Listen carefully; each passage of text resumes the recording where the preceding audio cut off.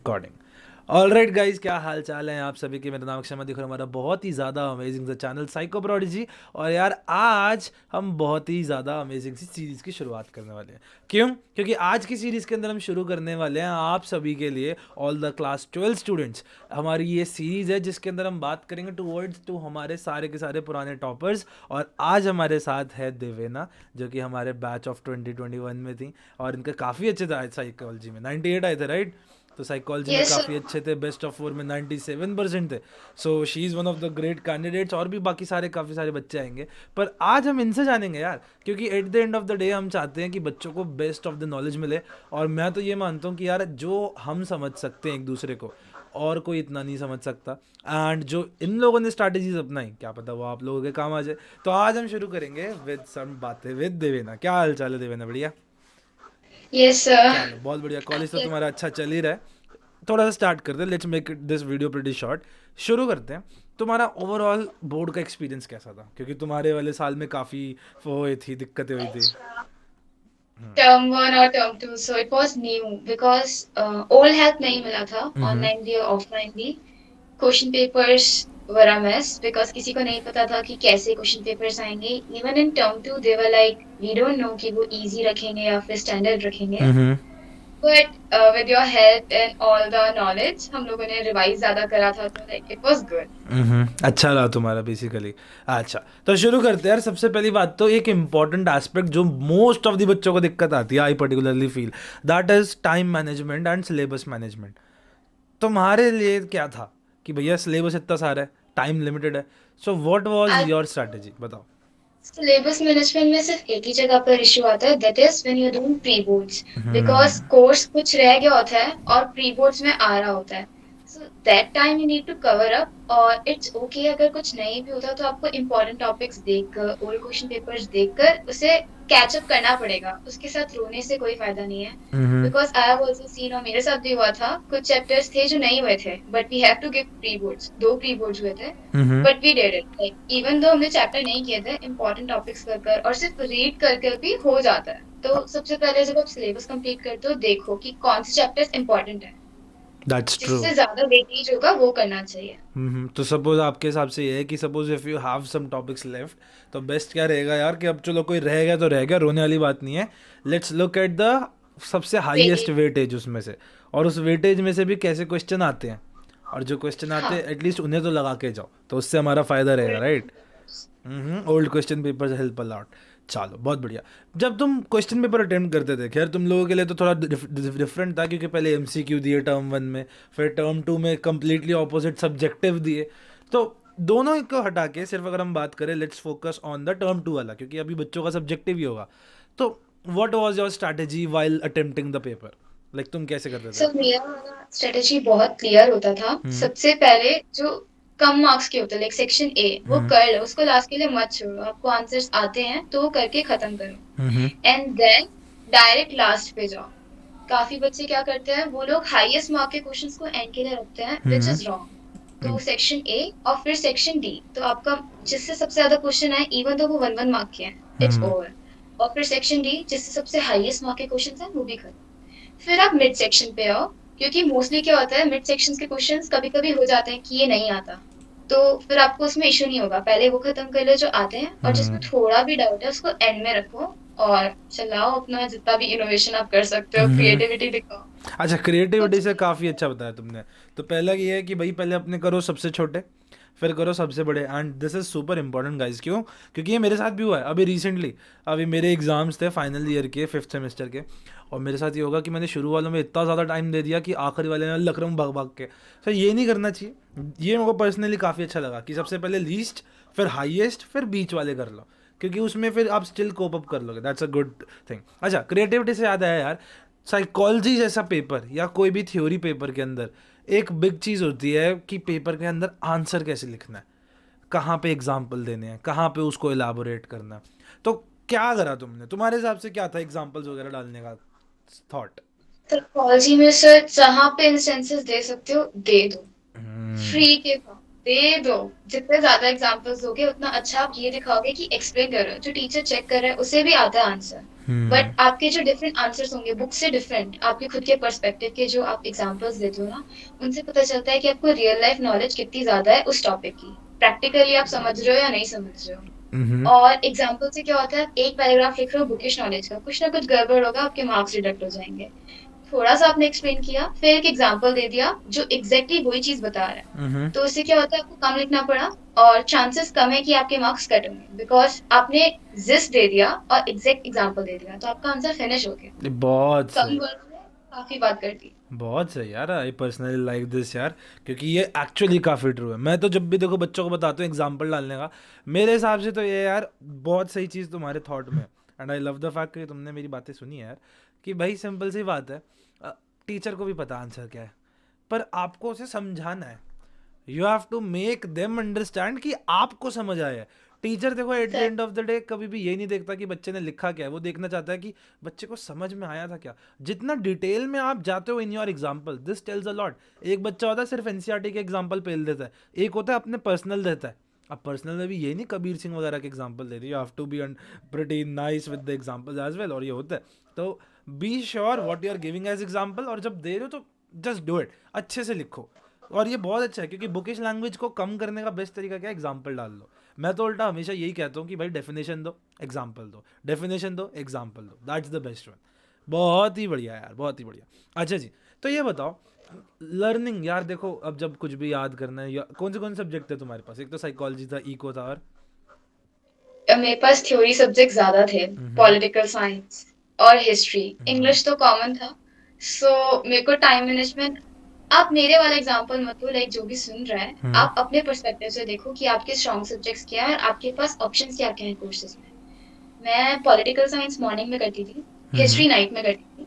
Psychology usually मैं sir के tuition timings के अकॉर्डिंग रखती थी, जो क्लासेस होती थी, हम्म। क्लासेस से पहले 1 घंटा, क्लासेस के बाद 1 घंटा। तो उससे क्या होता था, पुराना रिवाइज हो गया, क्लास में नया पढ़ा, उसके बारे में डिटेल करा और फिर पुराना फिर से रिवाइज कर लिया। तो मैं साइकोलॉजी को पूरे दिन में ज्यादा टाइम नहीं देती थी, बस जब क्लास चलती थी ना, हमारी जो ऑनलाइन क्लास होती थी उसके साथ ही टाइम देती थी। हम्म। तो उससे मेरा पैक रहता था कि एक स्केड्यूल बना हुआ है। अगर आप सब्जेक्ट्स मिक्स करोगे ना, कोई भी सब्जेक्ट प्रिपेयर नहीं होगा कि आप हिस्ट्री एक साथ कर रहे हो फिर उसके साथ आपने पॉल साइंस कर ली, वो सब मैश हो जाएगा, वो वेस्ट हो जाएगा आपका टाइम। तो डिस्टिंक्ट रखो, गैप्स तो बीच बीच में 15 मिनट्स के, 30 मिनट्स के, कुछ भी काम करना है तो वो हम्म। एक सब्जेक्ट की बात करो, ये अच्छा, नहीं ये कि आप एक गैप वाली सब्जेक्ट। चीज़ बताओ यार देवेना, कि अब क्या होता है ना, कि सब बच्चों के साथ ये प्रॉब्लम है, कितना पढ़े, कितने घंटे पढ़े, पढ़ते ही रहें। तो भाई मैं, मेरा पर्सपेक्टिव तो यही होता है हमेशा कि देखो, तुम जीवन में चाहे 24 घंटे के 24 घंटे पढ़ो, और उस समय तुम क्या करो, आधा टाइम इंस्टाग्राम चल रहा है, वहीं तुम सिर्फ 8 घंटे पढ़ो, लेकिन without anything and just focus से पढ़ो। बीच बीच में वो दो, गैप दो, कोई दिक्कत नहीं है, but that productive hour should be best. तुम्हारे लिए क्या था, तुम्हारा क्या तरीका था, लाइक अपने दिन के स्केड्यूल को निकालने में, घंटे निकालने में? मैं बैक टू बैक नहीं पढ़ सकती हूँ लाइक हम्म। लिटरली नहीं पढ़ सकती, तो मैंने पहले सब्जेक्ट डिवाइड कर दिए डे में।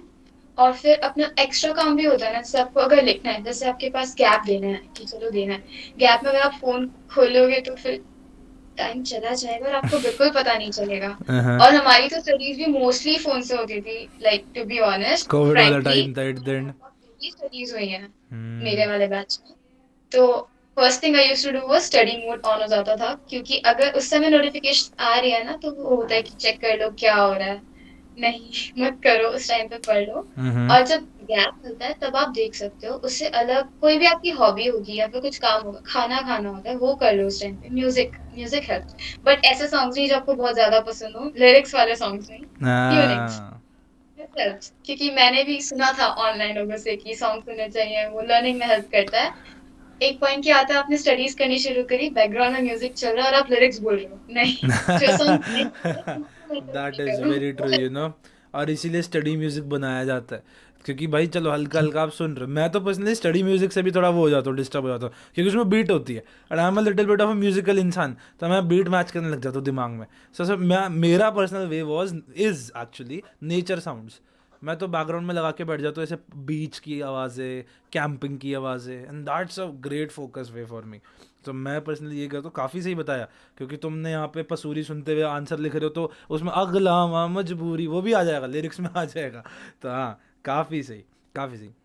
ग्रेट। हाँ, काफी अच्छे से पढ़ाई करी है तुमने। बताओ बताओ। रेन साउंड हेल्प करती हैं, रेन की sound it really hmm. Helps. Hmm. But रात को नहीं, सो जाओगे रात को नहीं। अच्छा, रात को पढ़ने का सीन भी बताओ यार। तुम रात को पढ़ते थे, वो कहते ना, इफ यू आर क्या, नाइट आउल या फिर अर्ली बर्ड, तुम क्या थे?